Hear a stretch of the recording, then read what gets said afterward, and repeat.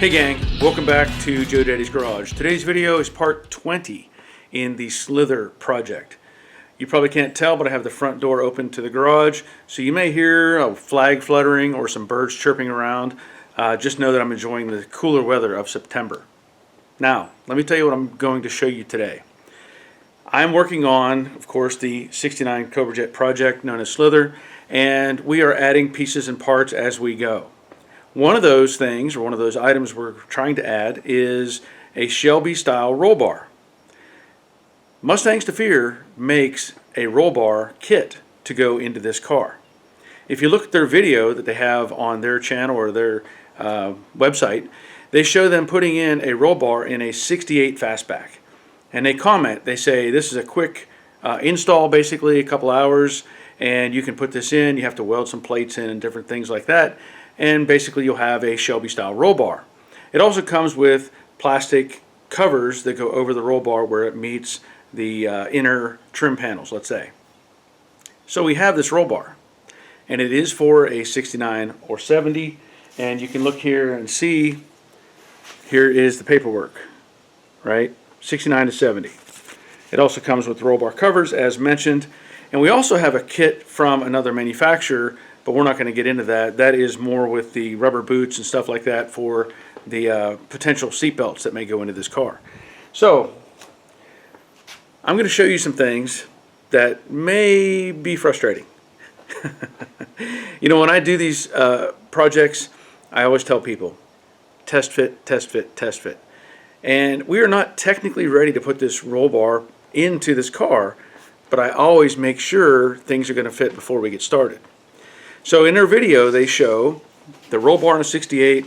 They mount it into what would be the seatbelt lugs up on the top, and then they rotate it down into the top section of the torque boxes, and they have plates there, and they also have the reinforcements. So basically, when the roll bar is welded in, it's sitting on top of this plate, which is welded to the top of the torque box. This goes on the backside, gets welded around the backside. The roll bar will then meet into that, and then you add in the second one of these and bolt it together, and you essentially have a rigid structure at the base. That's all good. That's a nice design. In fact, let me turn this one over because the tops are radiused at the top.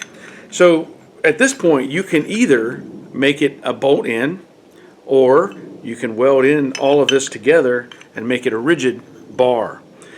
It's not really a roll bar per se. It is a cosmetic roll bar unless you add other pieces to it. So keep that in mind as you're doing this. But let me show you the problem we're having with this roll bar. Now before I get too far along, I want to tell you that the roll bar is not in here correctly.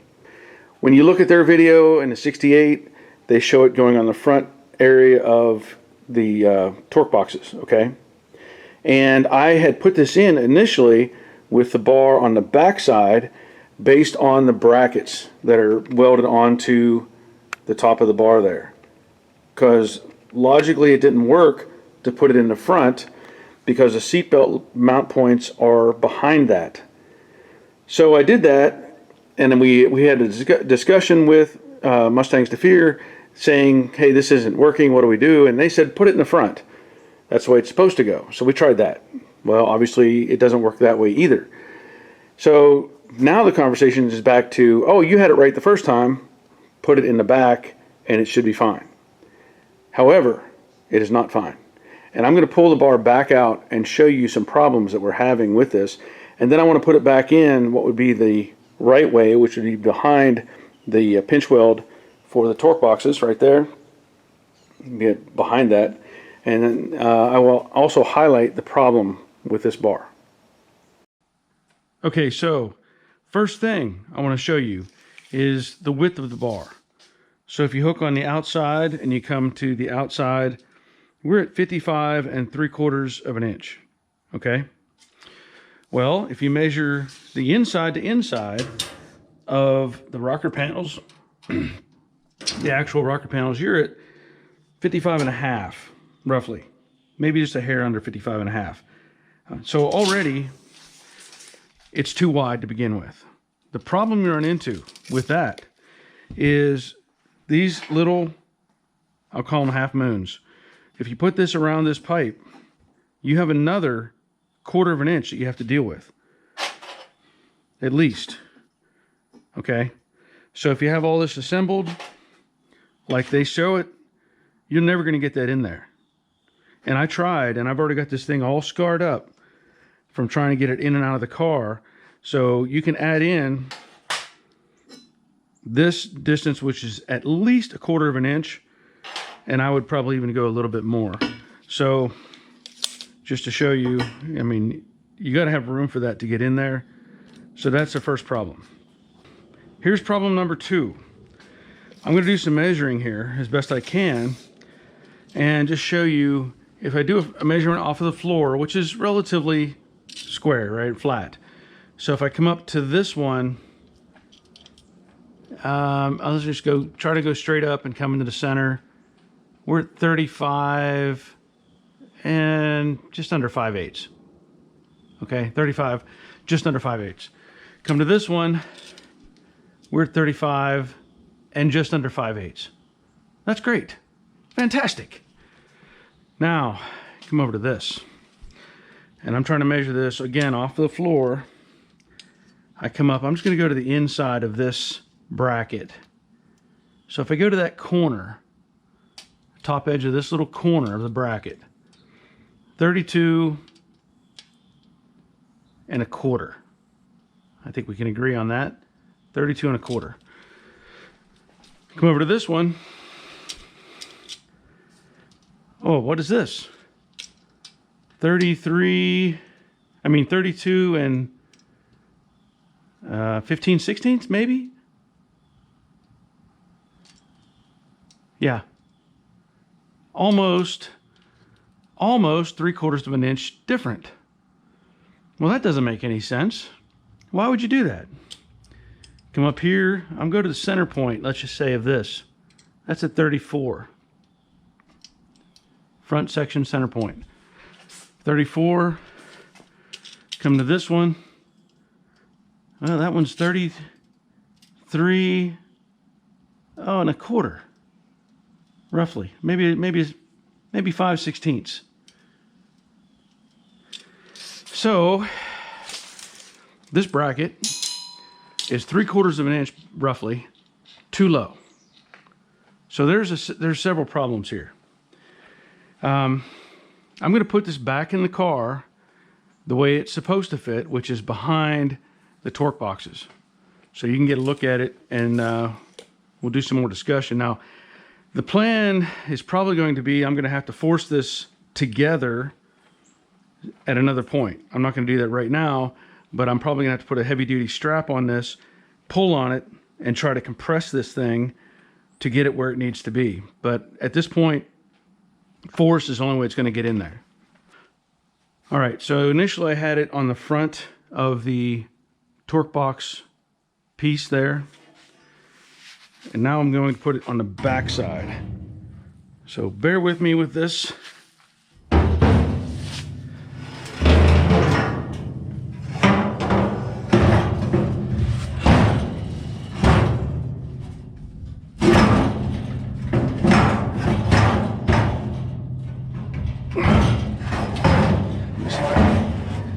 Force it in that way.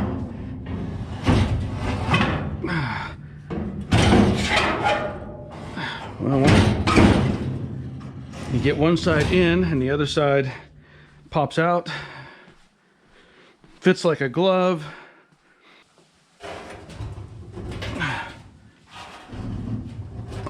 I'm not even sure how I got this in here the first time.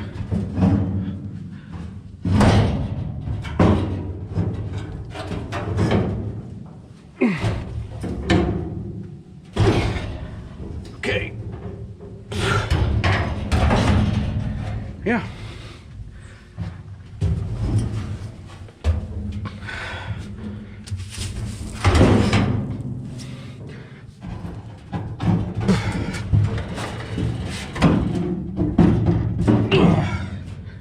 Okay. Got it in. Yeah. That was easy. All right, we're gonna go on to the next phase. So they also give you this little bolt kit. They give you these J-clips. They talk about if you have a certain model, you can put the J-clips in so that it'll hold, I guess, the anchor bolts. They give you these anchor bolts here. We don't have that. And then these bolts here are what is supposed to go through here. That's a fairly small bolt, but it would work. They are grade 8 based on the color. And in this case, the dynacorn seatbelt mounts are actually smaller than what was in the car originally.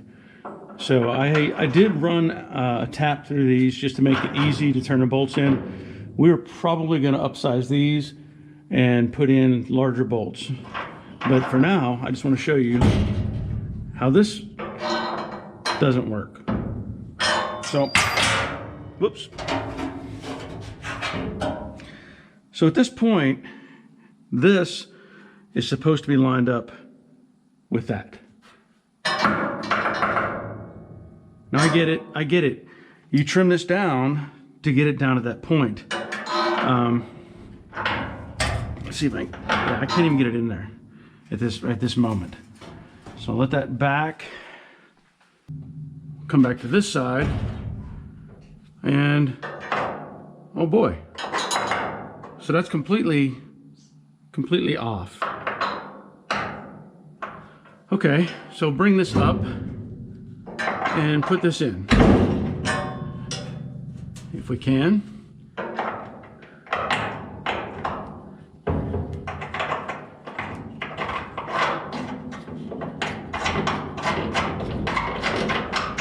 So that's just to hold it, just so you can see.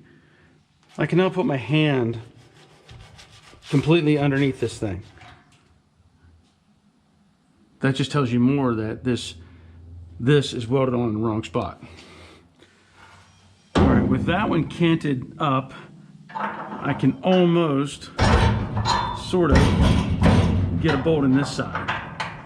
So that helps with that aspect of it. But now we have more problems. This one's tight against the floor, and I get it. Trim it. Okay, no problem. But look at this angle. Hopefully I got the camera where you can see that. Why am I able to put a whole finger between that and the bar? Come to this side. Again, it doesn't line up. It's angled too far. So it doesn't fit this car. And I can tell you this, just to show you.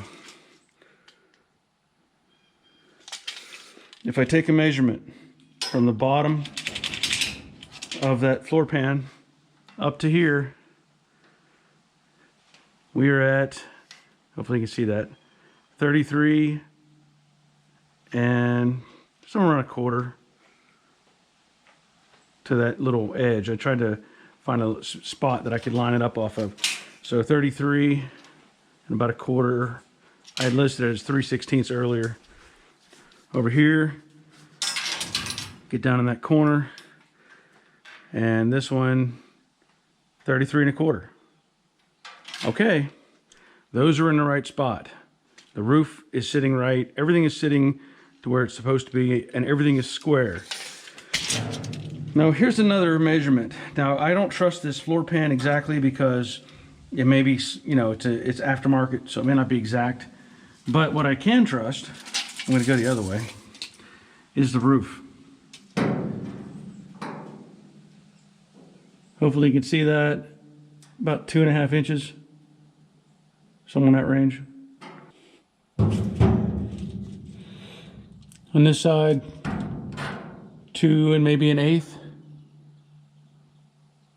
somewhere around that range, to the top edge. So, what does that tell me? The bar is made wrong. It's made wrong. It's just made wrong. I don't have any other way to say it. It's made wrong. And again, you try to put this in here, you can't. It's going to hit the inside of the rocker panel. Just no way. Put it out here. That's probably 3/4 of an inch right there. So, no go at this station. Okay, I'm not trying to throw Mustangs to fear under the bus. They make incredible products, and apparently there's just something wrong with this one. Hopefully it's not all of the bars that they're making for this 69 to 70 fastback. Hopefully. But obviously there's something going on that is not built correctly. You would suspect they have a jig that these things get made on, they get test fitted into, right? Get the measurement right for the width, get the measurement right for the brackets. There has to be something that dictates that. And I don't know what's going on. I don't know. But it's so frustrating. You know, whenever you buy a product, and in this case, I will tell you that bar is like $450, probably plus shipping. I don't know for sure, but I know it's $450 just for that bar. It's a great bar. It is a nice thick roll bar material. Brackets are nice, all that sort of thing. But if it doesn't fit, what's the point? What do you gain from that? Nothing but frustration. You know, it's one thing to have like a quarter panel or a door or a fender that isn't made correctly. We're used to that. They get sent to us and we have to cut and chop and modify and re-weld. We get that. That happens all the time. But something like this should probably just be a bolt-in. So hopefully Mustangs to Fear sees this video and they respond to it in some way that's in a positive way. I would like to work with them if we have something we can work out to make this come back together. I don't know, but that's where we're at right now. So I'm not going to be able to put this in until we get this resolved, and that's going to come later. But I still have other things to do, so I will continue to work on the sheet metal for the Cobra Jet, and I hope you continue watching the videos. As it is, I want to thank you for watching. Please leave a comment and a thumbs up, and until next time, take care of yourself. See ya.